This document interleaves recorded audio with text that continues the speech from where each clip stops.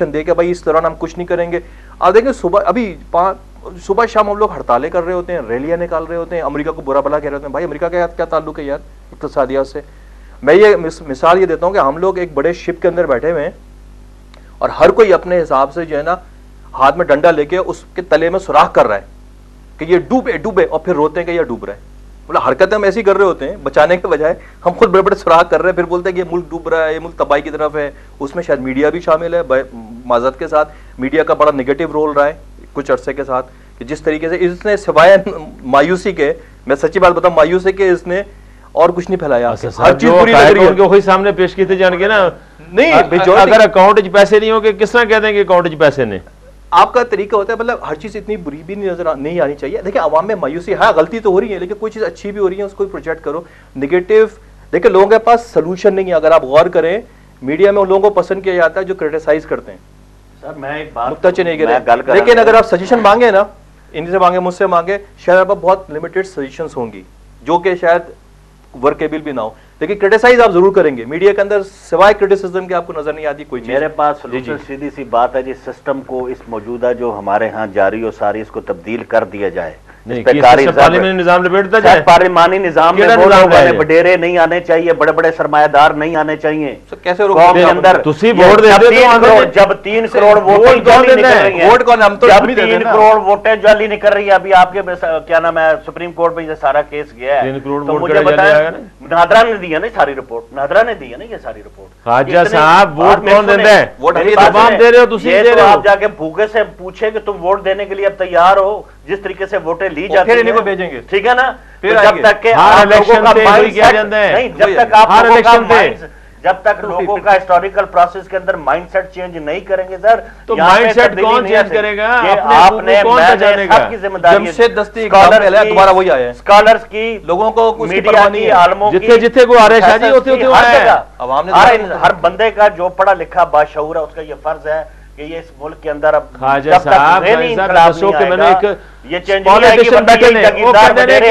عوام احتساب کرن گے, عوام الیکشن انارکی ہوگی, جو آپ کے وہ قیاس ہے نا, پھر انارکی ہوگی. انارکی کیوں ہوئے گی؟ تسی آپ ہی الیکٹ کر رہے ہو, انہوں لوگوں بار بار الیکٹ کر رہے ہو. لوگوں نے تو موقع دیا نا کہ یہ کچھ کریں گے. مجھے بتائیں انہوں نے 3 سال کی ڈیلیور کیتا جی. جتنے ضمنی الیکشن ہوئے نے کنہوں ووٹ دیتا ہے تسی؟ بائی الیکشن کنہوں ووٹ دیتا ہے؟ میں گل کر رہا کہ ایک ٹرانسپورٹ کا چھوٹا جا مسئلہ پاکستان کے اندر لے لو, جو شہری ٹرانسپورٹ ہے. اگر ریلوے اسلام آباد تو پنڈی تک چلائی جاندی, لوگوں کا بہت بڑا مسئلہ حل ہے, توانائی بھی بچتی, گڈیاں بھی کٹ چلتی ہیں, پورے پاکستانی سسٹم رائج کیتا جاندہ, اربن ٹرانسپورٹ چلایا جاندہ, توانائی بچتی. اس ریلوے دے وچ کرپشن کون کر رہے ہیں؟ کون ہے کرپشن کون کر رہے ہیں؟ میں وہی کہہ رہا ہوں نا, تواڈے اگر ادارے وہی عوام دے قوم دے ادارے نہیں, پاکستانی نہیں ادارے پاکستان نے تے کسی عام کامن آدمی دا تے کوئی قصور نہیں اس دے وچ. جس وقت وہ جاندہ ٹکٹ پردا ہے, جا کے گڈی لاہور دے اندر رستے وچ کھلوتی ہوندی ہے, اچھا آخری دیو گورنمنٹ بدل دے توڑے مسئلے حل ہو جائیں گے. نہیں سر میں نہیں کہہ رہا, پورا ٹائم کرنا چاہیے اس کو. ایز ڈیموکریٹک پروسیس جڑا ہوتا ہے اس کو مکمل کرنا. پھر ویٹ کرو, انہاں دا احتساب کرو, الیکشن آندا ہے احتساب کرو. بالکل پھر صورتحال میں کہنا کہ عوام دا مانگ. شاہ جی اگر عوام حکومت تو مطمئن نہیں ہوندے تے اقتصادیات کس طرح بہتر ہوئے گی, یا لوکاں دا ٹرسٹ جڑا ڈیفیسٹ دی گل کیتی کس طرح ڈیفیسٹ ختم ہوئے گا, مطلب ٹرسٹ آئے گا اور وہ جڑا ایک خسارہ کہہ لو تسی انہوں جڑا عدم اعتماد دی فضا ہے وہ ختم ہوئے گی؟ کس طرح ختم ہوئے گی؟ نہ سیاسی صورتحال بہتر ہوئے گی نہ اقتصادی صورتحال بہتر ہوئے گی, عوام ہی مطمئن نہیں دے. دیکھنا جڑی سٹنگ گورنمنٹ ہے, ایوری بڈی تمام پارٹیز چاہدیاں نے اور کہہ رہی ہیں بار بار کہ جی اسی چاہنے ہیں کہ اے سسٹم چلے اور اے گورنمنٹ اپنے 5 سال پورے کرے. یہی کہہ رہے ہیں نا جی.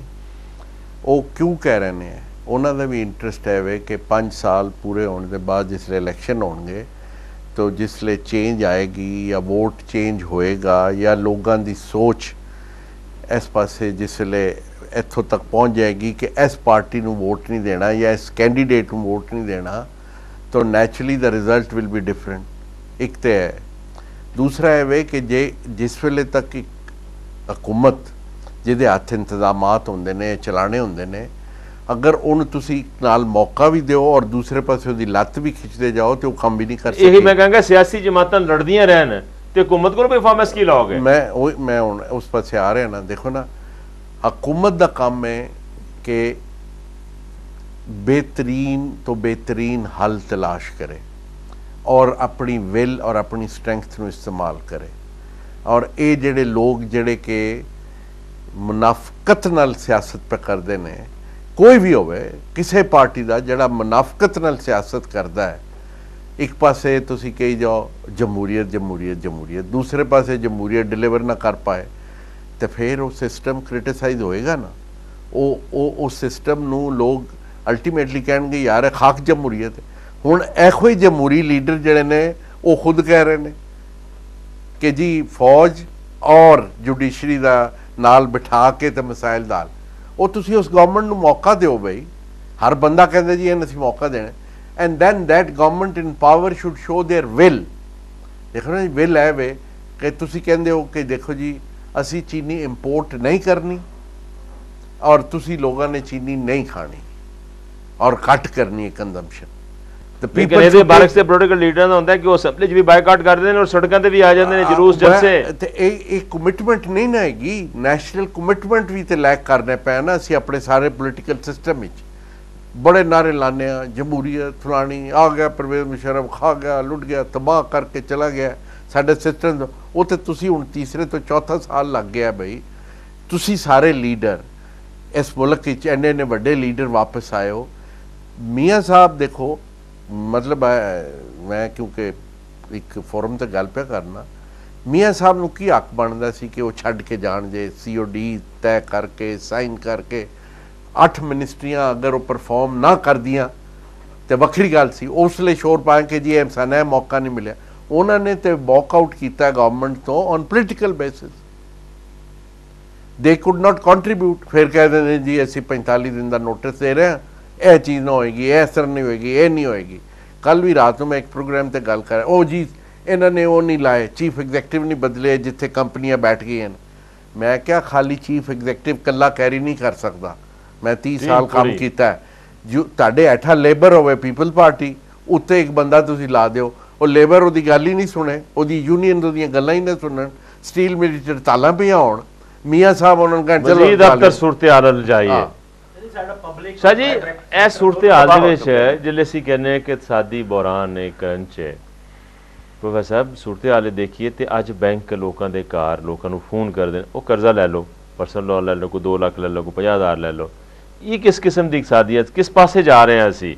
ਇੱਕ ਪਾਸੇ ਤੇ ਸਾਨੂੰ ਰੋਟੀ ਨਹੀਂ ਮਿਲਦੀ ਔਰ ਦੂਸਰੇ ਪਾਸੇ ਸਾਨੂੰ ਇਹ ਕਰਜ਼ੇ ਦੇ ਲੋਕੀ ਦਰਵਾਜ਼ੇ ਬੈਂਕਰ ਜਿਹੜੇ ਨੇ ਉਹ उखाड़ते हैं कि जनाब आके कर्जा लवो लवो लवो। ये किहड़ी इकतसादियात है, जरा मैनू इत्थे दसो। इससे अंदाज़ा लगा लेना लोग कर्जा लेना नहीं चाह रहे। अभी इतने हाई इंटरेस्ट रेट के ऊपर कौन बैंक के पास जाएगा और उससे लैंडिंग लेगा?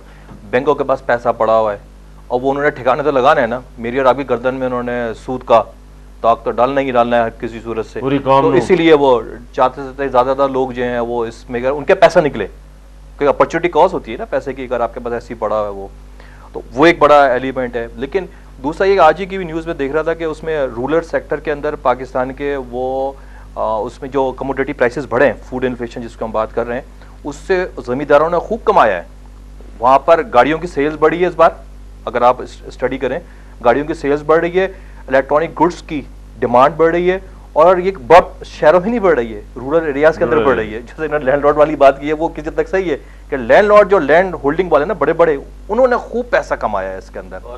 और यही तो मसला है ना, मतलब टैक्स आप नहीं दे रहे तो गवर्नमेंट क्या करेगी? गवर्नमेंट यही है कि प्रोविंशियल मैटर करके टाल देते हैं कि भाई पंजाब में अगर मुस्लिम लीग नून की गवर्नमेंट है तो वहाँ